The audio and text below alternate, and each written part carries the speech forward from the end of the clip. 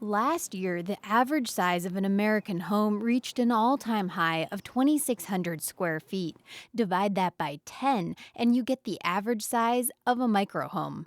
Microhome dwellers say they like the idea of not contributing to sprawl because they don't need a lot of space. Here's the TV comedy Portlandia poking fun at the concept. And that's a tiny micro house. Yeah, it's very, very efficient. Everything is thought out. No waste of space anywhere.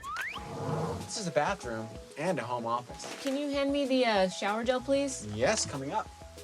There you go. Thank you. How's your novel coming along? Really great. I'm on page 1.5. You know something has become a trend when it's on Portlandia, but the microhouse movement likely won't come to San Diego anytime soon. In San Diego, we have parking requirements that make it so if you build a unit, whether it's 200 square feet or whether it's 500 square feet, you have to build a certain number of parking spots. So if you're building a lot of really small units, then you have to build a lot of parking, and that just doesn't work economically. Developer David Allen is building 71 micro apartments in downtown Oakland. He says that city and others on the West Coast have lower parking requirements, which allow for micro housing.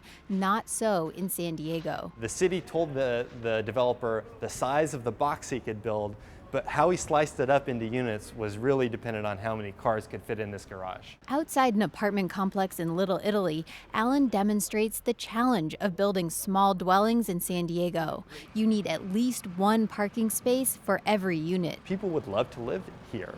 More people would love to live here, but right now we're telling them, you have to first accommodate the car, and then you can, build your structure. And I think that needs to change. There are a few tiny living spaces in San Diego. So this is an example of something that is only 15 feet by 35 feet wide, but has a 15-foot ceiling that affords this much more spatial and flexible space. Architect Hector Perez designed 8 small apartments in Barrio Logan. The building is on a substandard lot, so it doesn't have parking minimums. Each unit has its own tiny kitchen and bathroom, an outdoor deck, and bedrooms that are up a steep ladder in overhead lofts.